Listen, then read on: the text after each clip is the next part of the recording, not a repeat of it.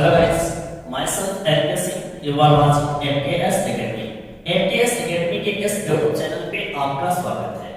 आइए आज की इस वीडियो सेशन में एक शानदार सा टॉपिक लेकर आए हैं 12th स्टैंडर्ड के लिए, जिस टॉपिक का नाम है इफेक्टिव एटॉमिक नंबर। एक effective atomic number coordination compound chapter का है और यहाँ से कभी-कभी आपके एग्जाम में क्वेश्चन पूछे जाते हैं कि किसी भी सेंट्रल मेटल एटम के लिए आप क्या करें, इफेक्टिव एटॉमिक नंबर को कैलकुलेट करें। तो इस पॉइंट से आपका एक बात तो क्लियर हो गया कि इफेक्टिव एटॉमिक नंबर जो है कोऑर्डिनेशन कंपाउंड में सेंट्रल मेटल एटम के लिए कैलकुलेट किया जाता है। ठीक है, अब आते हैं हम लोग कि इफेक्टिव एटॉमिक नंबर है क्या। तो इफेक्टिव एटॉमिक नंबर को सबसे पहले जो दिया था उसका नाम था सिडविक। इफेक्टिव एटॉमिक नंबर को किसने दिया था? सिडविक ने दिया था। इसीलिए हम ईएएन रूल को सिडविक थ्योरी भी बोलते हैं, सिडविक थ्योरी भी बोलते हैं। अब इस इफेक्टिव एटॉमिक नंबर में आपका क्या बोला गया, इस थ्योरी के अकॉर्डिंग क्या बोला गया? तो इस थ्योरी के अकॉर्डिंग यह बताया गया कि जो सेंट्रल मेटल एटम होते हैं उसमें इलेक्ट्रॉन पेयर को एक्सेप्ट करने की टेंडेंसी होती है, इलेक्ट्रॉन पेयर को एक्सेप्ट करने की टेंडेंसी होती है। तो भाई कितना इलेक्ट्रॉन पेयर को एक्सेप्ट कर सकता है, उसका कुछ ना कुछ तो लिमिटेशन होगा। अब ऐसा थोड़ा है कि मतलब गोदाम है उसमें आप इलेक्ट्रॉन को भरते जाइए भरते जाइए भरते जाइए, ऐसी बात तो है नहीं। मतलब इलेक्ट्रॉन पेयर को एक्सेप्ट करने की उसकी क्या होगी, एक लिमिटेशन। तो उसमें बताया गया क्या कि किसी भी कोऑर्डिनेशन कंपाउंड में जो सेंट्रल मेटल एटम होता है तब तक ले वह इलेक्ट्रॉन पेयर को एक्सेप्ट करेगा जब तक वह अपने निकटतम इनर्ट गैस एलिमेंट जैसा इलेक्ट्रॉनिक कन्फिगरेशन को अचीव नहीं कर लेता है।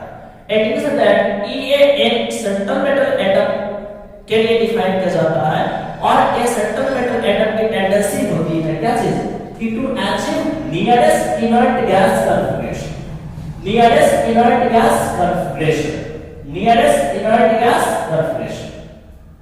यहां पे बोला गया according to this rule, Sidgwick rule के अकॉर्डिंग बात करते हैं, इफेक्टिव एटॉमिक नंबर रूल के अकॉर्डिंग बात करते हैं।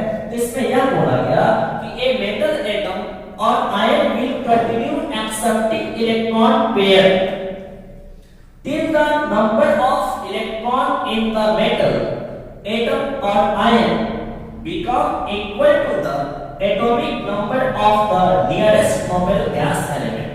तब तक में वो सेंट्रल मेटल एटम इलेक्ट्रॉन को एक्सेप्ट करता रहेगा जब तक में उसका जो मतलब कि इलेक्ट्रॉनिक कन्फिगरेशन जो हो वह इनर्ट गैस एलिमेंट जैसा नहीं हो जाता, उसके निकटतम इनर्ट गैस जो आएगा उसके एटॉमिक नंबर के बराबर नहीं हो जाता है, उसके क्या चीज नंबर ऑफ इलेक्ट्रॉन। तब तक वो क्या करेगा, इलेक्ट्रॉन पेयर को एक्सेप्ट करेगा। क्लियर है? अब इस इफेक्टिव एटॉमिक नंबर में हमको क्या बताना है, तो इफेक्टिव एटॉमिक नंबर जो है वो प्रेडिक्ट करता है क्या चीज, stability of coordination compound, stability of coordination compound को प्रेडिक्ट करता है कौन आपका, तो इफेक्टिव एटॉमिक नंबर, बस इफेक्टिव एटॉमिक नंबर। अब यहां से तो मैंने इसके डेफिनेशन के बारे में बात किया, इसके थ्योरी के बारे में बात किया, बट मेन जो यहां पे प्रॉब्लम्स ये है कि how to calculate effective atomic number. जो आपके एग्जाम में क्वेश्चन पूछे जाएंगे उसमें कोऑर्डिनेशन कंपाउंड दिए रहेंगे और वहां से बोला जाएगा कि आप यहां पे सेंट्रल मेटल एटम का इफेक्टिव एटॉमिक नंबर कितना है, तो आप कैसे कैलकुलेट कीजिएगा। ठीक है, तो इफेक्टिव एटॉमिक नंबर को कैलकुलेट करने का एक फार्मूला होता है, उस फार्मूला को पहले आप समझिए और फिर यहां पर जो क्वेश्चन दिए गए हैं उस क्वेश्चन को हम लोग सॉल्व कर लेंगे। ठीक है, तो हम लोग का इफेक्टिव एटॉमिक नंबर का कांसेप्ट पूरा क्लियर हो जाएगा। देखिए इफेक्टिव एटॉमिक नंबर बराबर होता है ईएएन बराबर होता है Z minus oxidation state plus 2 into L into D। What is L, what is D, what is OS, what is Z? तो Z यहां पर जो है उसको बोलते हैं लोग क्या है, atomic number of central metal atom और आयन। सेकेंड है oxidation state OS, oxidation state ligand of central metal atom, central metal atom. उसके बाद यहां पर एल आया, एक टर्म मैंने लिखा है यहां पर एल, तो एल बराबर है number of ligands, number of ligands. और एक टर्म यहां पर आएगा डी, तो इस डी का मतलब क्या है, डी का मतलब है यहां पर डेंसिटी, डेंसिटी। अब यहां पर डेंसिटी क्या होता है, तो डेंसिटी होता है किसी भी लिगेंड में जितना नंबर ऑफ डोनर एटम होता है उसको हम लोग उसका डेंसिटी बोलते हैं। Number of donor atom present in ligands is called density.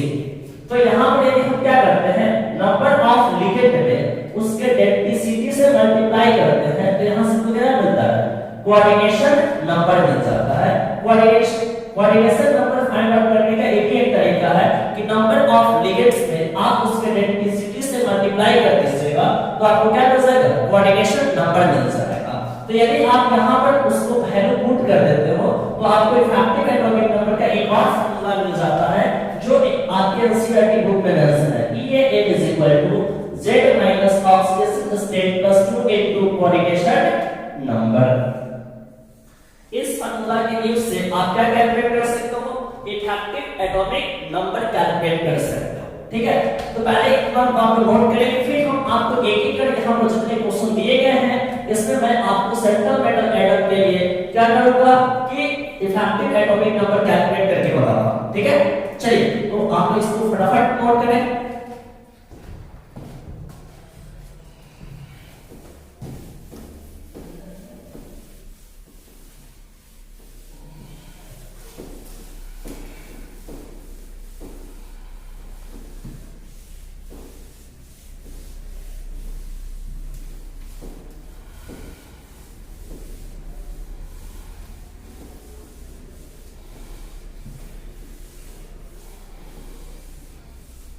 चलिए हम लोग क्या करते हैं, सबसे पहला क्वेश्चन लिखते हैं। यहाँ पे मेरे पास क्वेश्चन तो दिया गया होगा यहाँ पर K4FeCN का होल सेक्स। फर्स्ट क्वेश्चन है K4FeCN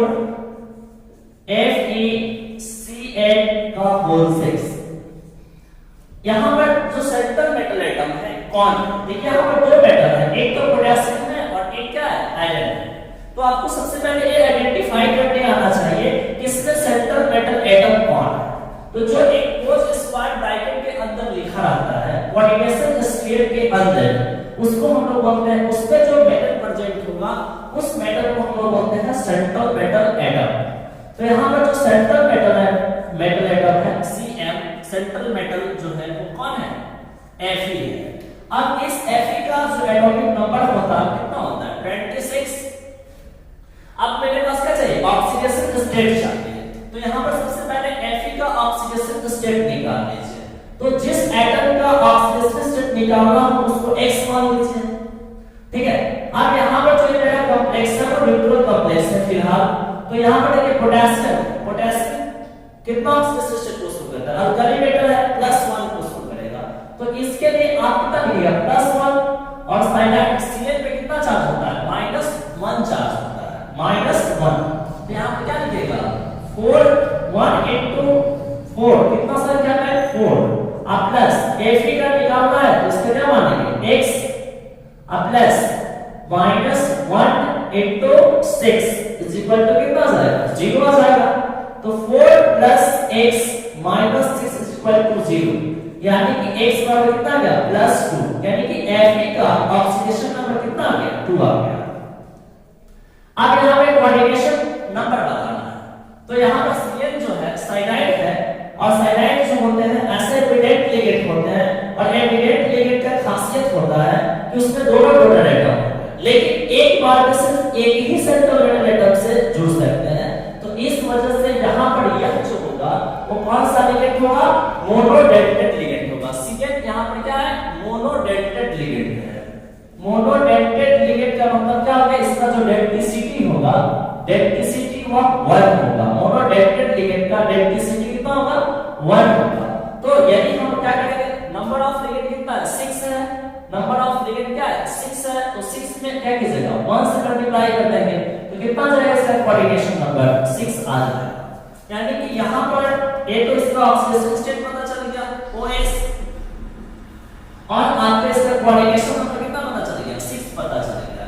तो अब आप क्या कीजिए EAN का फार्मूला अप्लाई कर दीजिए। EAN कितना जाएगा, तो एटॉमिक Z, तो Z इसका कितना दिया हुआ है 26 माइनस ऑक्सीडेशन स्टेट कितना है +2, तो 2 अब +2 इनटू कोऑर्डिनेशन नंबर कितना आया 6, तो 6 कर देंगे तो 24 अब प्लस कितना 12 यानी कि 36।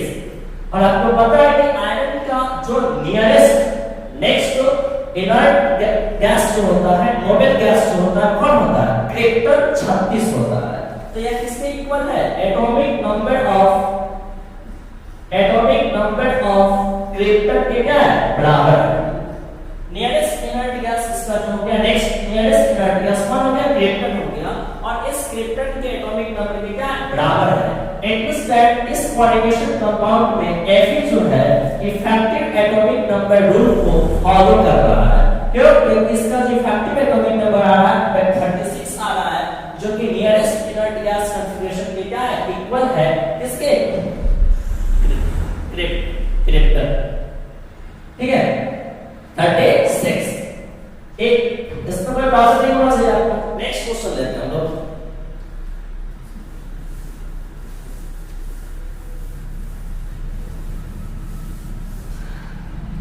देखिए सेकंड क्वेश्चन क्या है यहां से। सेकंड क्वेश्चन ये फर्स्ट था, सेकंड है NiCl4 2 माइनस, ठीक है। अब यहां पर देखिए ध्यान से, यहां पर क्या है निकेल है, निकेल का यहां पर क्लोरीन जो होता है मोनोडेंटेट लिगेंड है, इसका कोऑर्डिनेशन नंबर तो 4 ही हो गया। अब निकेल का ऑक्सीडेशन स्टेट इसका x मान लीजिए, और क्लोरीन पे -1 चार्ज होता है, तो -1 into 4 इज इक्वल टू कितना, जितना चार्ज होगा उसके बराबर हो जाएगा -2, तो x बराबर कितना आ जाएगा -2 और +4, तो x बराबर कितना आ गया +2 आ गया। तो इसके लिए भी आप EAN लिखते हैं, EAN लिखते हैं निकेल के लिए, तो क्या लिखेगा इसका एटॉमिक नंबर निकेल का 28 माइनस कितना +2 है, तो 2 डाल देंगे +2 इनटू कोऑर्डिनेशन नंबर कितना है इसका 4 है, कोऑर्डिनेशन नंबर इसका कितना होगा 4 होगा, तो इस नंबर ऑफ लिगेंड कितना हो गया 4 हो गया, तो यहां पे 4 कर दीजिए, तो कितना आ जाएगा 28 26 और +8 कितना आ गया 34 आ गया। इसका इफेक्टिव एटॉमिक नंबर कितना है 34 आ गया। क्या यह इक्वल है अपने नियरेस्ट इनर्ट गैस के, तो नहीं है, नियरेस्ट गैस जो है इसका क्रिप्टन है और इसके नॉट इक्वल टू है, तो not equal to atomic number of krypton कितना 36, यानी कि यह आपका इफेक्टिव एटॉमिक नंबर रूल को फॉलो नहीं कर रहा है, ठीक है। तो इस तरीके से आप फाइंड आउट कर सकते हैं। नेक्स्ट क्वेश्चन है आपका NiCO का होल फॉर्म। थर्ड क्वेश्चन था आपका NiCO का होल फॉर्म। इसके लिए निकालना निकेल के लिए क्या निकालना आपको इफेक्टिव एटॉमिक नंबर। आप देखो ध्यान से, यहां पर एक और बात याद रखिएगा, कैसे ये मेटल का कार्बोनाइल है, और मेटल के कार्बोनाइल में मेटल का ऑक्सीडेशन स्टेट जो होता है वह 0 होता है।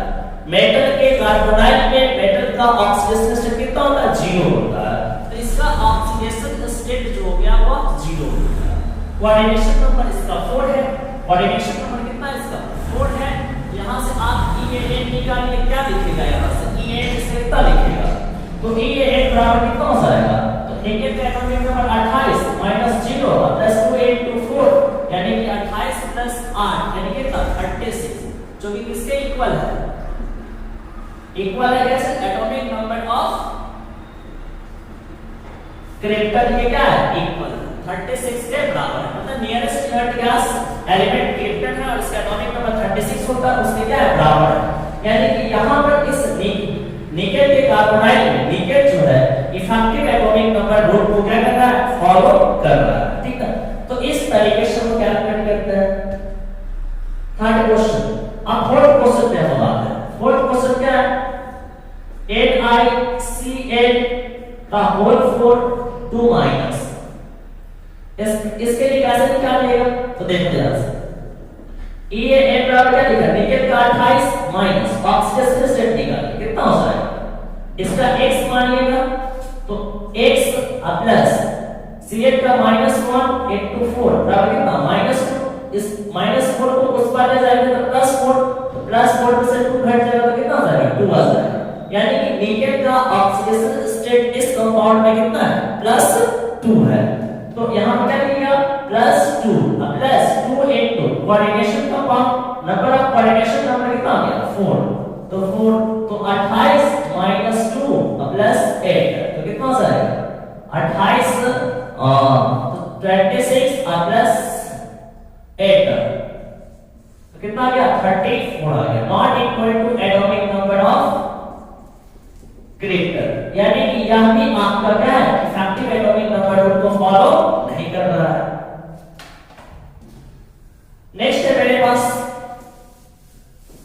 फिफ्थ और सिक्स्थ क्वेश्चन बच गया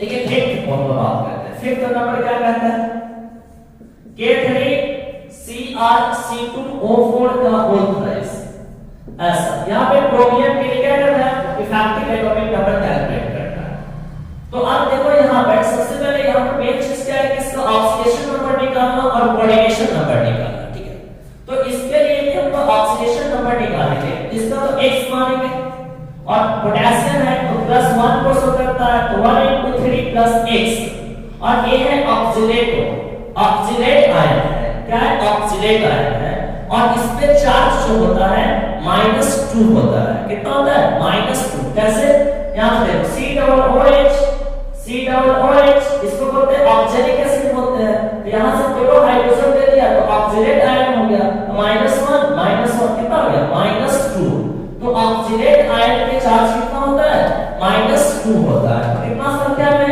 3 संख्या में तो 2 into 3 बराबर कितना कर देंगे 0 कर देंगे तो x सॉरी -2 तो कितना हो जाएगा 3 plus x minus 6 equal to 0 x बराबर कितना आ गया प्लस 3 यानी कि यहां पर क्रोमियम का ऑक्सीडेशन स्टेट कितना आ गया +3 आ गया अब इसका कोऑर्डिनेशन नंबर निकालने से तो देखिए यहां पर अभी मैंने आपको बताया कि इसको क्या बोलते हैं ऑक्सीडेट आयन बोलते हैं तो Eb आपके इलेक्ट्रॉन के डोनेट करता है Eb डोनेट करता है मतलब इसमें नंबर ऑफ डोनर एटम क्या है 2 है यानी कि एक बार में यह कंपाउंड अपना दोनों एटम्स होगा वह सेंट्रल मेटल एटम को क्या करेगा इलेक्ट्रॉन डोनेट करेगा दोनों एक बार में डोनेट कर रहा है तो यहां पर इसका जो डेंसिटी हो जाएगा डेंसिटी कितना हो जाएगा डेंसिटी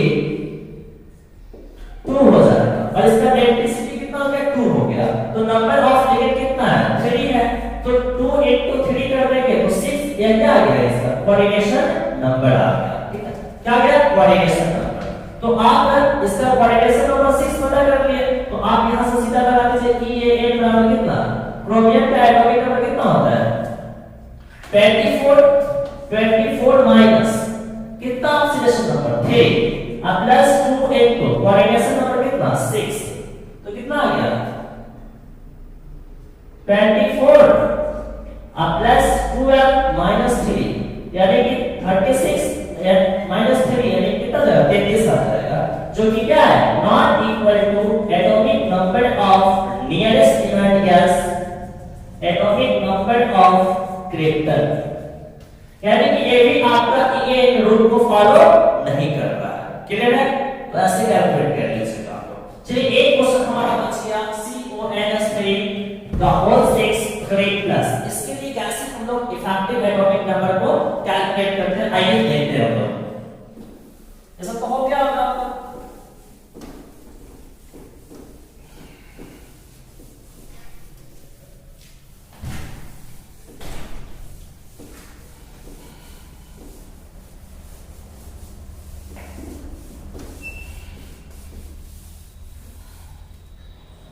क्या है क्वेश्चन 6 नंबर आपका यहां पे CONS3 का होल 6 3 प्लस चलो देखिए यहां CO का ऑक्सीडेशन नंबर पहले पता करना तो X और इस पे चार्ज 0 होता है अमोनिया एक न्यूट्रल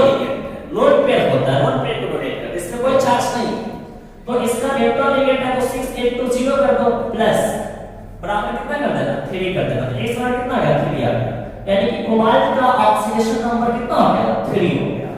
अब इसका क्वालिटेशन नंबर देखते हैं।